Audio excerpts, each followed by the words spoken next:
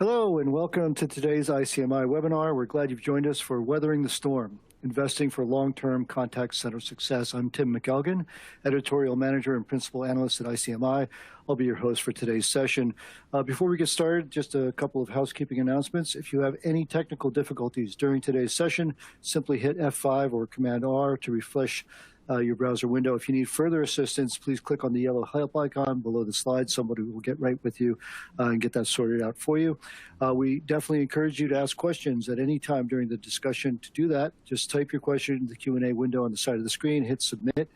Due to time constraints, we will only be able to answer a limited number of questions today, but we'll get back to you with responses as soon as possible after the session if you do ask us for those.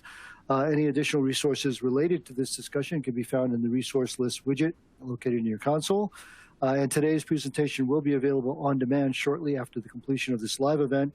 Everybody will receive an email reminder once that does become available.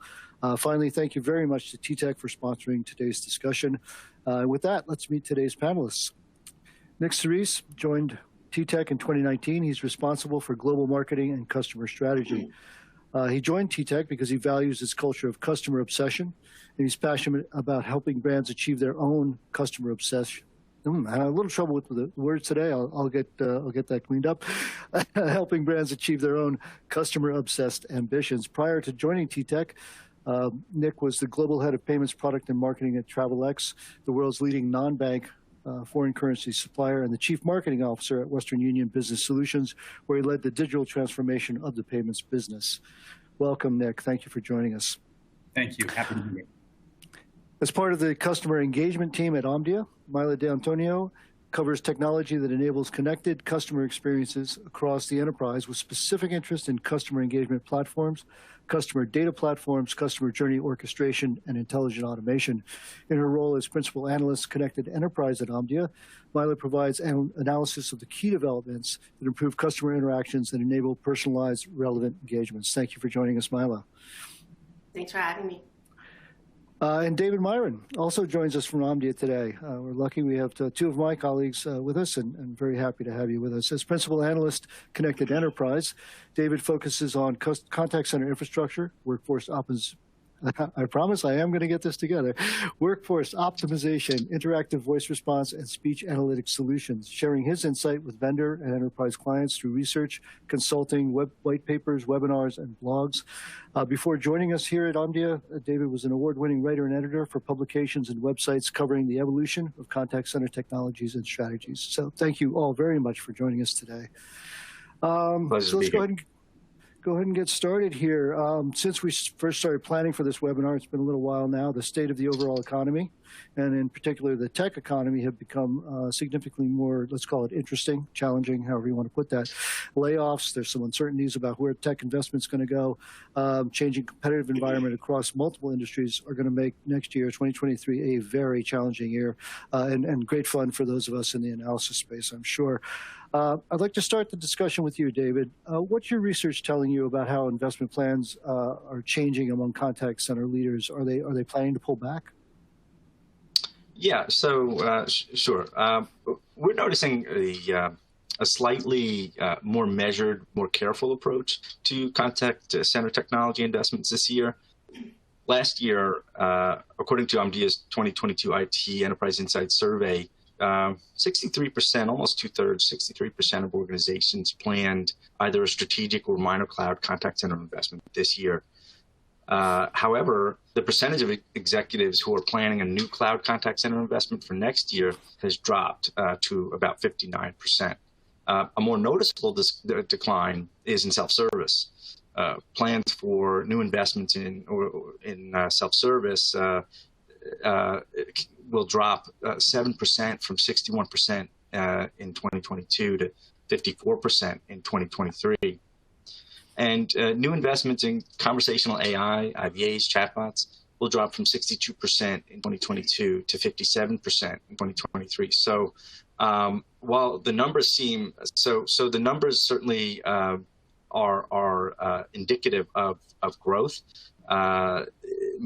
With that, more than half of enterprises still plan to increase their contact center investments next year. It suggests that we'll see slightly tempered or measured growth moving into 2023. Yeah, that does surprise me a little bit on the self-service and the conversational AI. I mean, I think it's part of the larger trend, but those particular categories, it's a little bit surprising to me, just given the sort of momentum that we came into the year with in those areas. Mila, what trends are you tracking most closely as you're trying to help clients understand the current contact center and inform their strategic planning? Sure. I mean, so just following up on what David mentioned, our research from that survey does show a more measured approach to plan investments, from data platforms to social media monitoring. So given that background and context, I think companies really have to be more strategic in their planning and investments. And we think that data is also telling about how vendors themselves in the market must position themselves. They might have to compete on price and service going forward to stay competitive. But in order for companies to plan, I think it's also important to look at the challenges companies face. And according to another survey that David and I worked on earlier, the State of Digital CX, when we asked about the challenges and understanding and responding to customers' needs, 62% said engaging across communications channels in a relevant and personalized way was challenging. And another 55% pointed to a lack of tools that enable intelligent and proactive engagement. This absence of modern tools with the inability to respond across channels, I think is really stalling a digital-first model from really taking hold.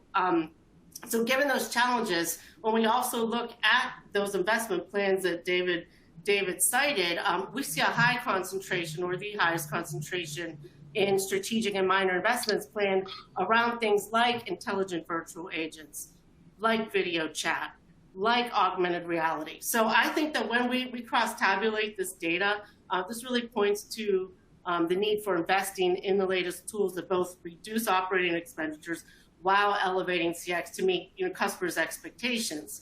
I would say all these investments are sort of the last mile in digital transformation, and I think it possibly reveals a glimpse into a more digital-first, digital-only engagement model that's coming down the road. I mean, just look at Frontier Airlines the other day. They announced that they were eliminating calls into the contact center in favor of a more digital-only engagement model. So, it'll be interesting to see how this model works for them. I will say customer service is best when it's invisible, but it's not simple. There's a lot of complexity behind that, AI and analytics and intelligent routing and flexible organizational structures behind the scenes to work effectively. But I think if it does work, then we will start to see more digital-only models take hold as more companies seek that holy grail of lowering costs while elevating the customer experience. Yeah, that's interesting. It points to a lot of great opportunities for vendors, but also a lot of challenges, a need to really get focused on what is your customer's business and how can I best help you serve that, rather than, hey, here's this wall-to-wall end-to-end solution we're going to expect you guys to pay for today and continue to pay for. And I think a lot of this just, as we're seeing across tech, there was a huge investment. Some companies may have mistaken the COVID effect for a longer-term trend, and now we're, sort of all facing maybe a little bit of reality there. Nick, we're going to get into this in more depth as we continue the conversation. But where do you advise businesses to look for contact center transformation opportunities, specifically over the next 12, 18 months? Yeah, it's a great question, and I think the 12 to 18 months changes the kind of point of view, I'll say, and I love, Mila, where you started, which is about, I'll say, optimizing the way in which you're engaging customers, but doing it at a lower total cost of ownership. So driving improved customer satisfaction at a lower TCO, that should be the aspiration to start with, right? And so I think making that broad statement as number one is important. Number two, just to kind of react a little bit to Mila's comment on the Frontier news, right? I don't believe the aspiration for any brand is to be digital only or digital first, right? The aspiration should be to meet your customers where they are and deliver them amazing service.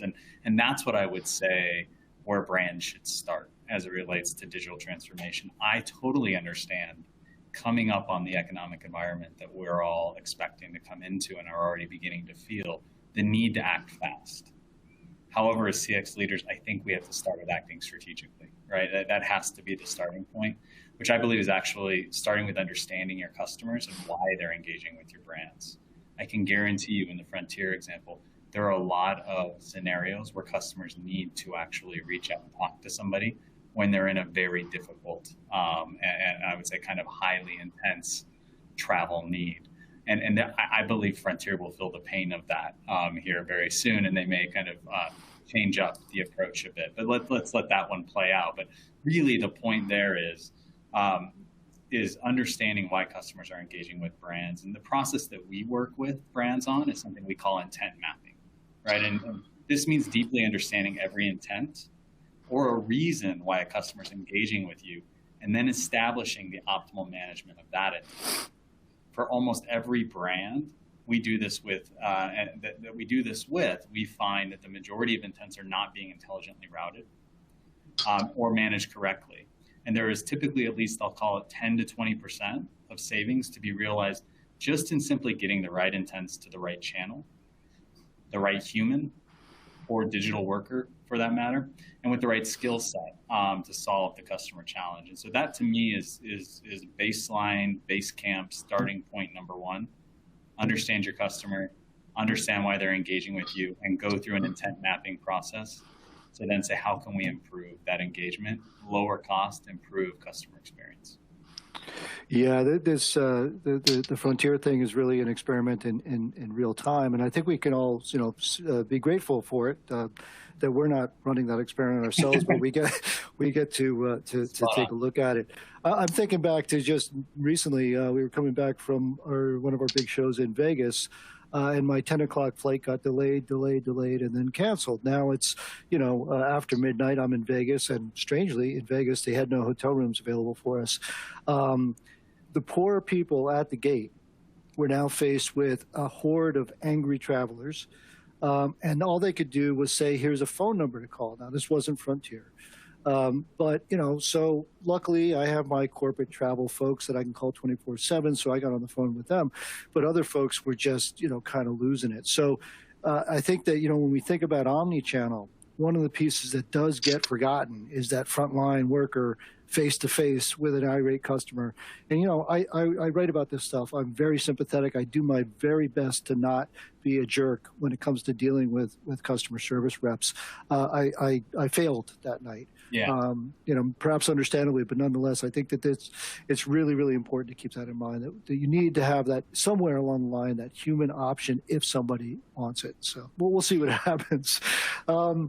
So there's a tendency, and I think this is a pretty good example of it, of first quickly reducing people costs when you start to see a slowing business cycle, perhaps a recession on the horizon, whether that's shifting work offshore or outsourcing big chunks of contact center activity. And Nick, talk to us a little bit about your view. Is that a mistake to sort of take that first step there, or are there better ways to approach it?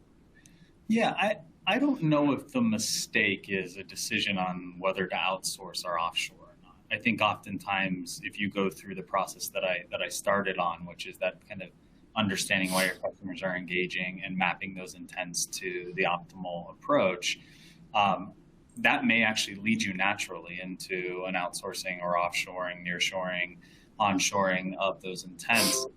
I would actually frame your question a little bit differently because I see a bigger mistake. The mistake that I see with a lot of brands, and the first tendency that we see a lot of brands making, whether they're outsourcing or not today, is what I like to call the CX sacrifice. And what do I mean by the CX sacrifice? The CX sacrifice is actually reducing staff and increasing your time to serve. And this is a mistake. And my strong recommendation is do not do this, right? My recommendation would be start with the process that I just described, right? The intent mapping process. And think about, do I have the right partner in that process that will help me open up a strategic approach to identifying cost savings, because that's the primary driver, right? It's cost savings. And so do I have the right partner to help me identify those cost savings, which with what should be a better CX outcome, right? The output of that process that I described before is a 3-step plan that yields a minimum of 10 to 20% cost savings, which we'll guarantee, and any good partner should guarantee. And I'll simplify those 3 things for everyone as you start to think about an approach you should take, which is that intent to channel mapping strategy and identifying rapid tech implementation to cover up some of those gaps that Mila had kind of referred to earlier, and David actually made a similar kind of statement. But you can actually pay back small tech investments for some of these rapid implementations, whether it's for intelligent routing, or it could be simply like an IVR fix, right? Allowing for simple deflection to a digital channel through IVR that pays for itself.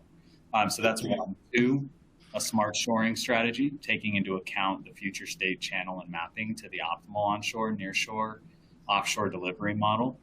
And then 3, a business process optimization strategy that leverages robotic desktop automation and AI tools at the intent level to improve agent efficiency. I think those are 3 very kind of right in front of you steps that you can begin to take to realize real meaningful cost savings that don't have to be on a 3-year kind of roadmap. They don't have to be on a 1-year roadmap. They can be implemented rapidly. And so that is, I'll say, the way in which you start to reverse the question where you started, which is, hey, let's just go find a way to cut people and cut cost on whether it's through arbitrage or something else. Be strategic and do that, but achieve better CX outcomes. Yeah, and I think that's a critical point, because damage done to brands during a slow economic period when it's not just brands that are nervous, consumers are nervous, everybody's nervous. I think that the brand damage that gets done can last a heck of a lot longer than in good times when people are maybe a little bit less critical or a little less demanding. So, yeah, and to your point, it's always people, process, and technology. You've got to hit all 3 of those, I think. So, David, as you're talking to our clients and to others in the industry, what are some of the alternatives that you're seeing that contact centers are pursuing with success when it comes to sort of addressing an uncertain economic climate? Yeah, sure. So I think Nick certainly hit a lot of them on the head. Some of the alternatives to cutting contact center staff would be looking at the technology, cutting technology costs, automating support, and improving agent productivity. So instead of purchasing an on-premises solution that has a heavy upfront cost and requires a lot of IT support, centers are cutting technology costs by investing more in cloud contact center solutions. As a matter of fact, according to Omdia's 2023 IT Enterprise Insight Survey, which was just released, it's just like hot off the press. Nearly 57% of enterprises plan to increase their investment in cloud contact center solutions in 2023. So centers are also, in addition to that, centers are also looking for ways to automate support with digital self-service solutions. 54% of centers are planning to increase their investments in self-service automation in 2023. More specifically, 57% plan to increase their investments in conversational AI or chatbots. To help make agents more productive and effective, about 54%, a little more than half of centers plan to increase investments in speech analytics and transcription, which they're using for things like quality monitoring, customer satisfaction, and agent training purposes. They're also using speech analytics to power real-time agent assist capabilities. Actually, I was pleasantly surprised to see that 57% plan to increase their investments there to help guide agents during interactions. Another area could be video chat, where we're seeing some investments there, some interest there, and that helps agents be more productive. If agents can see what customers see, they can more quickly identify a problem and solution. If problems can be solved by video, It can also reduce the number of field tech visits needed. So, and as a result of these benefits, we're noticing that nearly 57% plan to increase their investments in video chat. Additionally, we're also noticing that centers are looking to improve agent productivity with augmented and virtual reality. Augmented and virtual reality can help agents explain the inner workings of complicated technology, which can be used to troubleshoot problems or to help make a sale. The hotel and hospitality industry can offer immersive experiences via virtual reality. Maybe they want to showcase a hotel room or a poolside view. Real estate and construction industries can use virtual reality to help sell a house or visualize what a newly remodeled home would look like from the inside or from the outside. So for these reasons and others, 58% of centers are planning to increase their investments in augmented reality. And then just one more, due to COVID, Omdia estimates that about 50% of agents are still working from home. So naturally, this can make it challenging to manage and forecast scheduling needs of remote agents. To meet the volume demands and to avoid too much overtime pay, contact center managers have been investing in workforce management solutions. Actually, these solutions have become more popular in the overall workforce engagement management solution since the start of the pandemic, with workforce management sales expecting to reach nearly 600 million globally this year. So just those are some of the things that we're seeing, the ways that you can invest in productivity, efficiency, automation in the contact center without having to focus on cutting staff. Yeah, I personally find the application of AI to real-time coaching to be really compelling. Once we get it right, there's a lot of work to be done, obviously, and like every other aspect of AI, scary if we get it wrong. But those are some, and I think the other point that I took away from what you were saying, David, is this is both B2B and B2C, right? So you can imagine trying to help a consumer through a technical problem, but you can also see a situation where maybe a relatively new TV or TV repairman, there's no such thing anymore, AC repairman or repairwoman is out there in the field with some sort of more than usually difficult a problem to solve, and then go back directly to the manufacturer and get that kind of real-time video-enabled guidance. So some really interesting stuff there, and I think building that blended intelligence, that's the future. We're going to be part of blended teams. It's going to be some sort of machine intelligence along with all the good stuff, all the things that only humans can do. So glad to see that people are making those investments today. Mila, without naming names probably, because we want to avoid annoying our customers, are there any organizations out there you see that are doing a particularly good job of achieving efficiencies while still they're maintaining staff morale and employee experience, keeping the attrition rates under control, rather than cutting deeply, as we were talking about, in terms of the human workforce and potentially degrading the customer experience? Sure. No, that's an important question given the times right now. On the positive side, I see companies that view potential slowdowns as an opportunity to change. I know a manufacturer, for instance, that is taking the opportunity to strengthen its relationship with customers by retraining its sales staff. Others are preparing to further their AI investments in anticipation of any slowdown. I recently talked with a contact center leader at an event. They represented a global professional services firm. And he was saying how their appetite for AI has been growing in recent months because of this impending economic downturn. He told me that the plan is to keep customer service and employees intact throughout what he described as a 2-year rollout of digitization, where they are planning to assess where AI is going to fundamentally be useful for creating intelligence and enabling greater automation.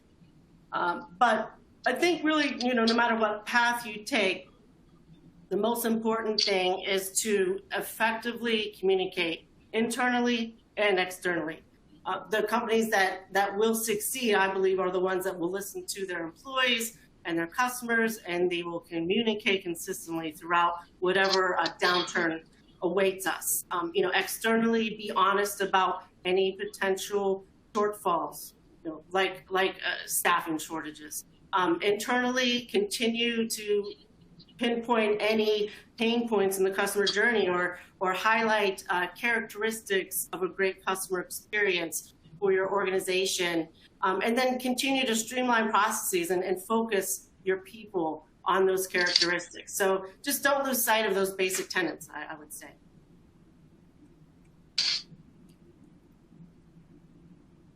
We can't hear you, Tim.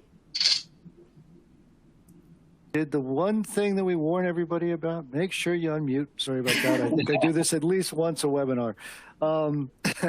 So I was saying that the one of the other kind of early stage applications of AI that I find very compelling is the application of AI to decision making, right? So how do we take this incredible power created by massive data analysis and the speed of computing and use that to enhance and expand human decision-making capabilities. So I think that those are really, really important areas of focus. But Milo, I'm going to stay with you on this and talk a little bit more about, how do we find that balance? Specifically, what do organizations need to look at? What do they need to analyze when they're looking at these contact center operations before they're making their decisions, right? So it's no time for knee-jerk reactions right now. I think that people really need to be thoughtful. We need to be learning organizations, all that good stuff. But where do you think they really need to focus as they're trying to make these decisions? What processes do they really need to look at right now in the real world for evolutionary improvement? Yeah, it's a great question and one that we hear a lot lately. And I would say the answer differs for everyone in terms of individual goals, budgets, and really how advanced they are in their digital efforts. But right now, I would say companies in the throes of digital transformation, which is everyone who quickly adopted digital during the pandemic, but they need to now evolve or expand what they have in place, are all asking the same question. What next with the limited resources I have? Where do I go from here? And for me, the obvious answer is automation. But first, you must figure out exactly what you have to automate. And this requires, I believe, conducting a journey analysis, which will help to determine those pain points and figure out what you can automate that can positively impact the customer experience. Maybe it's a dynamic knowledge base, maybe it's a chatbot that answers those routine inquiries that could prevent callers from calling into the contact center. But if budgets are limited, it might be difficult to determine where to concentrate resources. So I would suggest starting with discovering how automation can serve your own team's mission and ask yourself, what would be best served? Is it agent deflection or agent assist or automated training modules? It's really about making the best use of resources now and then landing and expanding from there. Once key areas are automated, then it's time to start optimizing. And that's where you'll see efforts advance in terms of seeking out that real-time access to data, as well as those dynamic platforms that are equipped to optimize engagements in advanced AI. Yeah, and it's interesting. I kind of wear two hats. So I cover, contact center for ICMI, but I also cover tech support for HDI. Talk to tech support, knowledge management is much more of a high priority focus. And it's understandable because, when that tech knowledge leaves through attrition, there really can be a massive drop off in terms of that sort of knowledge base that's out there. But my personal opinion on that is that it's just as critical in the contact center space because, you're still losing years and years of experience. And it's not just experience about how do I deal with a customer who's got this problem or that problem. It's also how do I get to the information resources, the knowledge resources that we have. They're just hidden somewhere. So I think that knowledge management piece that you brought up, Milo, is really, really important, just as important in the contact center as it is in the tech support environment. Nick, same question to you. We've talked about it, but any other thoughts you have in terms of, where should organizations start looking? And I really liked your point that, let's look at what affects the ability of these folks to do their job, right? So yeah. So first off, I couldn't agree more with what David, Mila, and yourself, Tim, have said.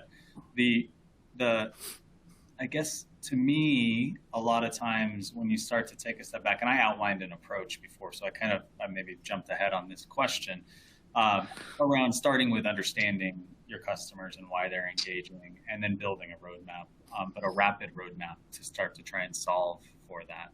And I think, so maybe what I can do is similar to your question, is outline kind of a practical and streamlined approach to solving, from a tools perspective, solving some of these challenges. And a lot of them have been mentioned, but I'll maybe mention a couple of others.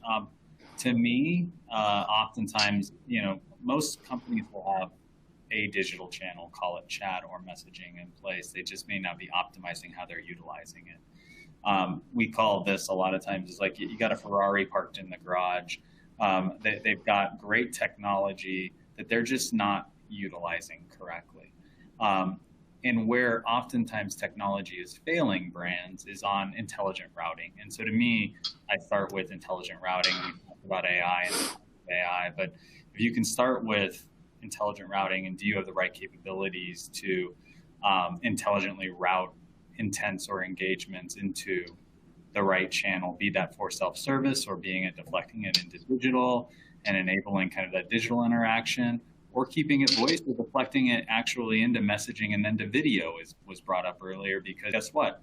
This is the perfect intent for me to, in a tech support scenario, be able to show you how to fix your smart thermostat, right? What a great use case for having video, because, well, you got your red and your yellow wires crossed. It's getting to that level of detail, but in order to do that, you got to be able to intelligently route that engagement or those intents into the optimal channel or self-service approach to begin with, because that's where you're going to see a lot of your benefit. The other thing, and it was brought up by Mila as well, is improving agent efficiency, making it easier for these individuals to do their jobs. And it used to be that, and I agree with Mila where she said customer journey map. You definitely want to do that. But I even oftentimes what we'll work with clients on is taking it a less kind of holistic approach and taking it down to what are the top 5 reasons that customers are engaging with your brand. And now what we used to have to do from there is say, okay, so now what are we asking the person on the other end of the button, be that digitally or answering a phone, to do to solve that problem? And what we would do is we'd go through this like long drawn out time and motion study and then come back and give results. And then they would say, okay, so how do we fix this business process? Well, that used to be like a multi-month type of engagement. That can be a couple of week engagement now because of the power of AI and workforce intelligence to actually at an intent level be able to map. Did you know that to answer a simple question, Wisma, where's my order at? You're asking your associate to navigate 13 different business applications. It sounds like I'm making that up. That's an actual use case that we had. The client had no idea that was what they were asking their associate to do. What they were just baffled by is, why is this like a 10-minute average handle time, be it in digital or in voice? And what we were able to do very rapidly, in literally a 2-week period, is say, here is what you're asking your associate to do. And we're able to do that at scale across intents because we leverage an AI tool that you pop on top of a desktop. And then what that also very quickly does is creates a map for you to say, how do I automate that? Right? So much of those 13 business applications that individual was trying to navigate was copying and pasting text from one place to another, or going in and hitting a button so they could get an output that then comes and pops back in someplace else so I can track something. That all can be automated through robotic desktop automation, and it can be automated very quickly with real meaningful results. We just did this for a client in the food delivery space. And what we saw with that client was we took an average handle time of a 9-minute call down to 3 minutes. Didn't do anything except for automate so many of the pieces and parts that they were asking that associate to do. And we went through that exact process that I just described. And to me, those are some of the practical things you can do rapidly if you start strategic and then go to the operating approach. Yeah, so I've been around since the dawn of the IVR, right? And my attitude has always been that if the CEO has not had to live through your automated voice response system, you better not sick it on me, because it's horrific, right? Yeah. So I think that that's a big part of it. But it also points out, we can get lost in metrics. These are the things we measure. Why? Well, that's what we've always measured. But if you're not actually taking the information and doing something with it, it's measurement for the sake of measurement. David, let's get you in on this same question. Where do you advise that your clients start? Where do they start looking? Where are the key points? We can't afford to do, everybody can't afford to bring in the multi-million-dollar consultants anymore. So they really have to focus on, not anymore, but most of us can't. We really have to focus on specific kind of pain points. Where do you advise that they start looking? Yeah, I think I'm going to pull in comments from all of you actually on this one. So I think I agree with what Mila said, that for each enterprise, it's going to be it's going to depend on that particular enterprise's needs, where they're struggling the most, where they see the most opportunity, and to Nick's point, I think that AI is really hot, and so investments in AI are certainly climbing, and our research is showing that. So AI can certainly do that in various places in your enterprise, and Nick mentioned intelligent call routing as an example, and others. And then Tim, I'm going to pull you into this as well. You mentioned the focus on people, process, and technology. I'm going to agree with that too, but I'm also going to add data to that as well. Recently, when we've asked this question to enterprises, considering the challenging economic environment, we would say, well, where are you focusing your efforts? And the response tends to be that now they're focusing their efforts more on high ROI initiatives, so potentially revenue generating efforts. And so no matter what you're looking to do, whether that's self-service, whether that's an omnichannel initiative, an AI initiative, my suggestion would be to try to remove areas of friction and empower customers and agents to do more. Look at the systems. Are they updated and integrated? Look at the data. Is it accurate and accessible to all the right people? Look at the processes. Are they efficient and effective? And finally, look at the people. Are they trained and empowered to do their jobs?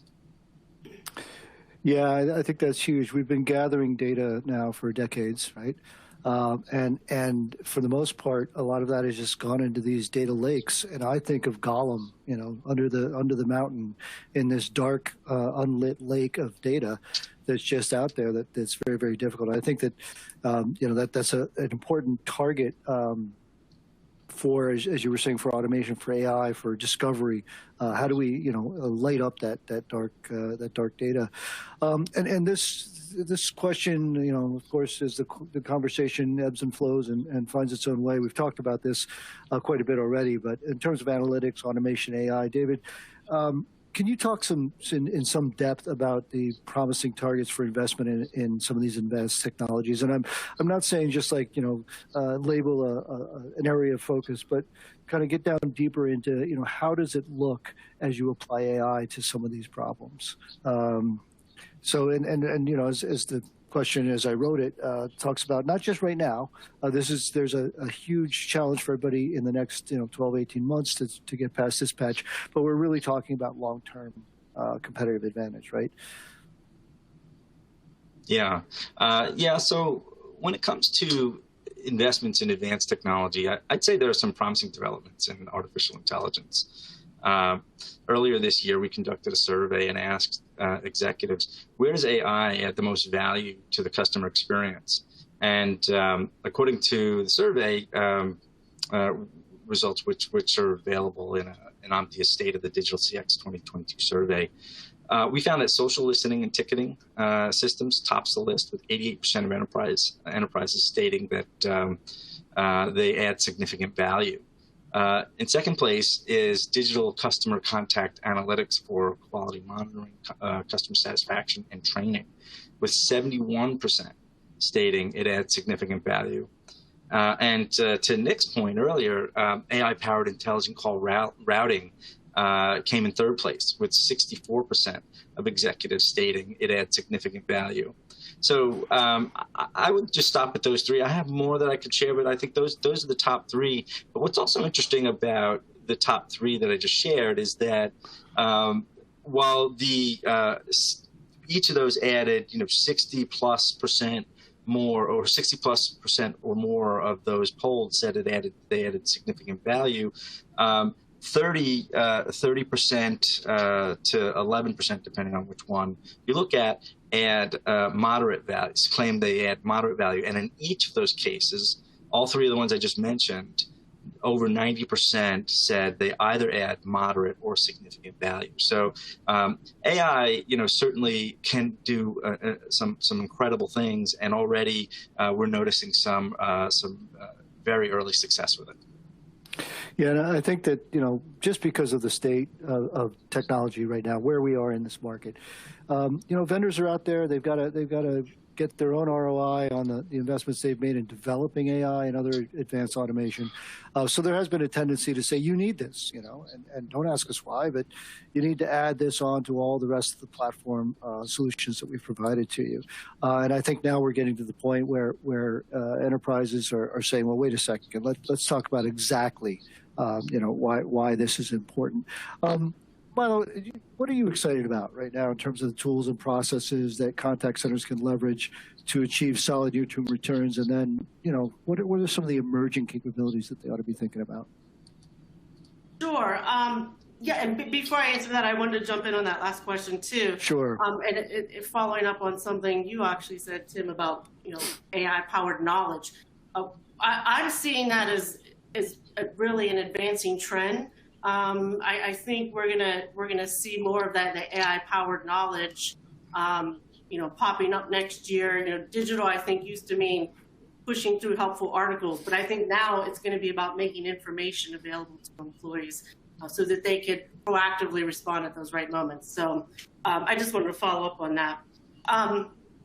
Your question was about emerging capabilities. Mm-hmm. I wrote this article earlier this year that predicted the transformation of the contact center into a CX talent hub, I was calling it, due to the post-pandemic pressures that deal with high call volumes and the need to deliver outstanding service. And at that time, I stated that these CX centers of excellence would provide a new career paths, attract top talent, and really be responsible for evolving the contact center and creating this organizational growth. And I think in recent months, in the wake of the Great Resignation, which I think we're moving out of now, I've seen developments to support that. I think companies are taking a longer-term view of their employees' talent and deploying new technologies, specifically at the agents in the contact center, that are aimed to focus on learning and development and training for new skill sets and even new career paths. I think we're going to see the integration of customer engagement platforms with platforms like workforce optimization platforms. We're seeing insights being integrated, data insights from voice of the customer and voice of the employee, so that companies can cross-tabulate for more a granular look at problem areas. So I would say in terms of new capabilities, given that context, I would look out for ones that really help to turn your contact center into these CX centers of excellence by providing the tools that build empowered and empathetic workforces, by really equipping your agents to deliver the superior customer experience, by equipping them with the tools that bubble up those relevant insights and effortless educational opportunities. So it really boils down, I would say, to investing in your employees and streamlining the processes for them. Make their work frictionless and meaningful. Yeah, I think like most powerful formulas, it's really kind of simple. AX equals EX, right? AX, excuse me, equals CX. I think I'm hearing more and more contact center leaders really embracing that message. So, hopefully they can hold on to that embrace over the course of the next little tough time. Nick, at TTEC, you're in the trenches every day. You're dealing with customers, real world problems. You're trying to help them solve right now and also prepare themselves for the future. Where are they achieving maximum value in terms of strategic investment? We've talked a lot of it, but how are they adapting, like kind of in real time? What are you seeing? Yeah. So, number one, I guess I just want to comment on your AX equals CX comment. I couldn't agree more with that. We say, and we use EX as opposed to AX, but same difference. Our mantra is employee experience to the power of digital experience equals customer experience. And so it's a lot of what we've talked about here. And where maximum value is achieved is when you can begin to think in those terms. And what do I mean by that? If we just kind of take a step back and we think about what is, and I'm going to use a word that I hate, but I'm going to use it right now. What is the call center? And the reason why I'm going to use call center is I don't believe that's what it should be. It should be an engagement center. There's no question about it. But the reality of where we're at as an industry and as a business is it is a call center. 80%, 75 to 80% of engagement in that space comes in via voice, and it's all about a failure, most likely a failure of a brand and managing that failure. And the reason why it's a failure is because the customer had to pick up the phone and call you about something, right? You should technically really very rarely have to do that. And so where value is being achieved is as brands take a step back and they think about really, I'll say, perfecting responsive, right? That is the trenches, as you called it. That is where the bulk of the challenge lies today. And the way that you perfect responsive is the process that I talked about before, understanding why your customers are engaging with you, mapping those intents, and using a lot of both the technologies and processes that we've been talking about through today to optimize responsive. But really, why do you need to perfect responsive? It's because you got to be able to elevate above that. Move from a call center to an engagement center that's actually a value and revenue generating center. And kind of so we think about that in 3 steps. Perfect responsive, as I just talked about. Solve preemptive, right? You are getting signals. Every brand is getting signals as to why a customer is going to be picking up the phone and calling you. Don't let them do that. Get ahead. Proactively or preemptively, as we call it, preemptively reach out. And preemptive is all about value protection. It's all about loyalty and capturing that customer loyalty and creating an engaging and amazing experience because you get out ahead of the challenge you know that customer is going to have. While you're perfecting responsive, you can solve preemptive, and that's such an important part of perfecting responsive because you're lowering your cost base, you're creating a better customer experience.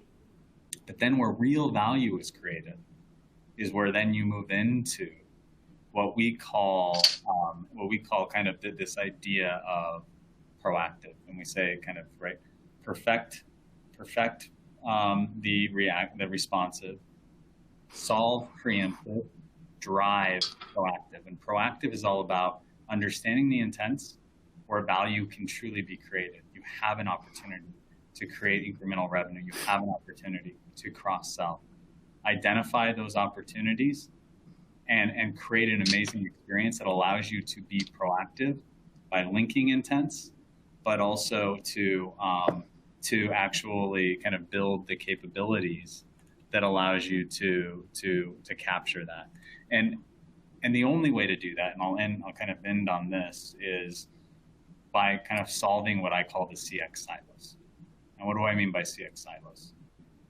So often today, technology decisions are being made independent of people, and people, or like your talent or your human decisions, and your people or talent decisions are being made independent of technology.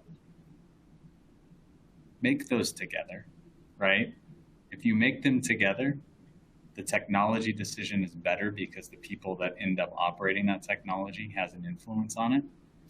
And the people become better because they're actually the ones enabling the technology. And so this is like a continuous circle of optimization that when you bring those things together, that's where real goodness happens. And so break down those silos, think about, perfecting responsive, solving preemptive, driving proactive. And it sounds kind of simple. I know it's not simple, but if you can begin to kind of take a step back and think about solving your CX challenges in that way, that's where value is created. Yeah, now there's nothing worse than feeling like you are telling a company what their problem is, right? I hate to be the first one in line to say, oh, you guys have screwed up, or, this doesn't work. And I think it comes out of, and it's unfortunate, it comes from companies not understanding what is the true value of what they sell. And that comes to your point to how is it used? What is it used for? How does it impact the lives of the people who are out there using it? Okay, we're getting close to the end here, so I'm gonna do something that Mark Koblitz, Comcast Ventures, said one time long time ago. It's one of my favorite statements, and also my ambition in life. He says, "I work where the rubber meets the sky." So, kind of that real world and looking into the future. So I'd like to end with high-level thoughts about what will differentiate successful contact centers. So not the technology, not the, but what will differentiate the actual operations of contact centers, the successful ones over the next couple of years. What are the evergreen characteristics of an effective contact center operation? And what are these new approaches that you think will create a foundation for ongoing success? I'm going to start with you, Mila, and then I'm going to go to David, and we're going to let Nick have the last word. So Mila, please. Sure. I'll kick us off. Let's see. My thought on this follows up on what Nick was saying about a focus on people.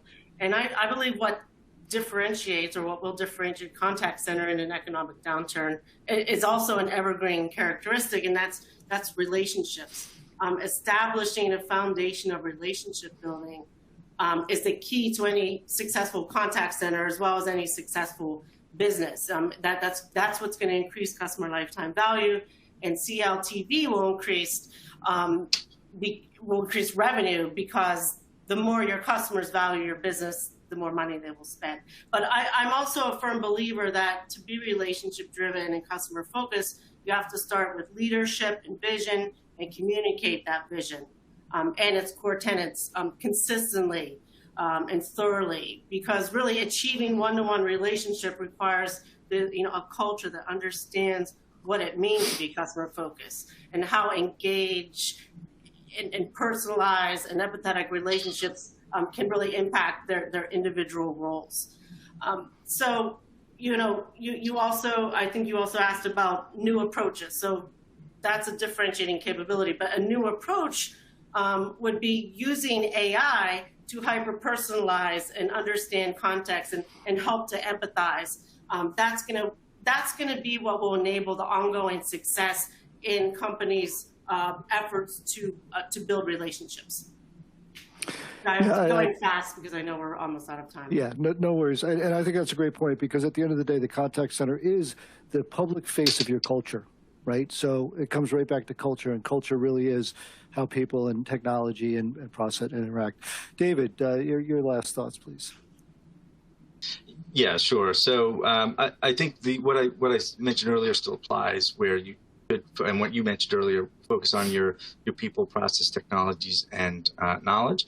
I think that what Nick mentioned, what Mila mentioned, focusing on your employees, your engagement, not calling the call center a call center, but engagement center, is an interesting way to look at it. As a matter of fact, I wouldn't be surprised if that sticks, Nick. WFO changed to WEM, right? Workforce optimization became workforce engagement management. And why? For exactly the point you brought up, which is that, it's kind of insulting to say, I want to optimize you, right? As a person, it's better to say, I want to improve your engagement. So I think with that in mind, what does that mean, right? In order for this to not be lip service, what does that mean? And how can we leverage technology in new ways to ensure that we're improving engagement? One of those ways could be through AI, right? We have the ability to understand the keywords, the intents, as Nick talked about, but also the sentiment of customers. But why not the engagements? Why not the agents, rather?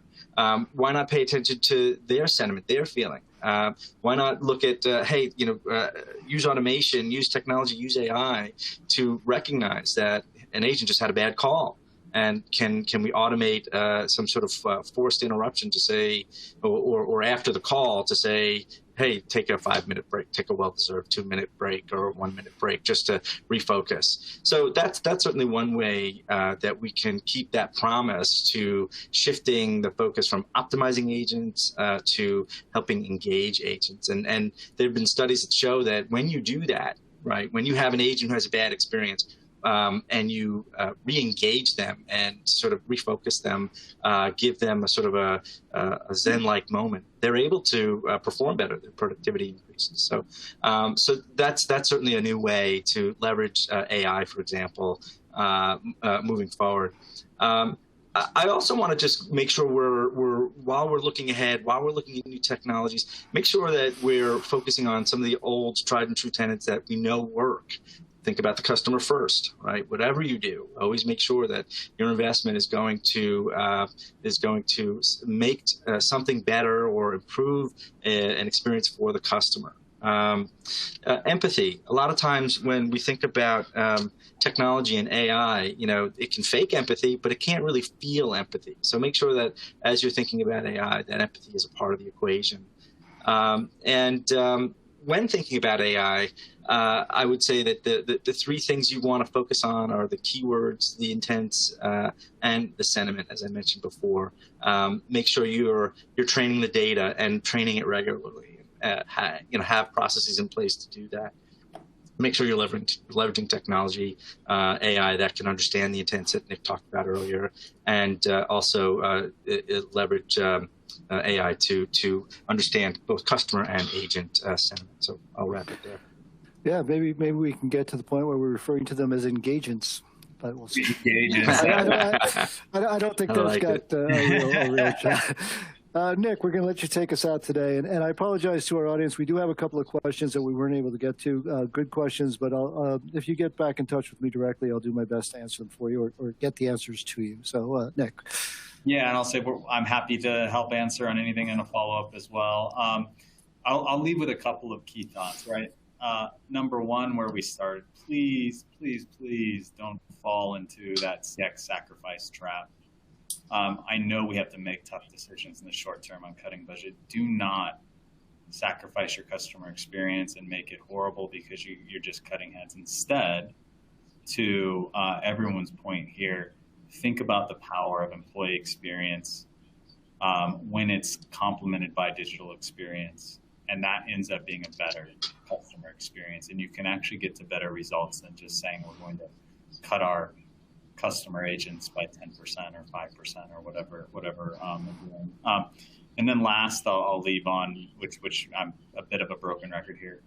Understand why your customers are engaging with you and build a roadmap that allows you to optimize that engagement with the customer, to make it amazing and allow you to move from, failing at responsive to perfecting responsive, solving preemptive, and driving proactive. And that's where I'll end. Great. Thank you all for a fantastic hour of insight. I really enjoyed the conversation. I look forward to continuing it in the future. I'm sure our audience, I can tell from some of the questions and comments already, that they took a lot away from this. So I thank you all very much. Thank you, Milo. Thank you, David. Thank you, Nick. It's great to spend some time with you guys. And thanks very much to T-Tech for sponsoring today's session. As a reminder, as an answer to one of the questions in the Q&A, you will receive a follow-up email that's going to include a link to view a recording of today's presentation. So if you did find this event useful, please share that with your colleagues. And once you leave the event, a short survey is going to pop up in your browser window. We really appreciate it if you take a few minutes to share your feedback. It helps us tailor our programs to your interests and make sure that we're doing the best job we can. So everybody have a great day, and we'll talk to you again soon. Thanks, everyone. Thank you. All right. Thank you.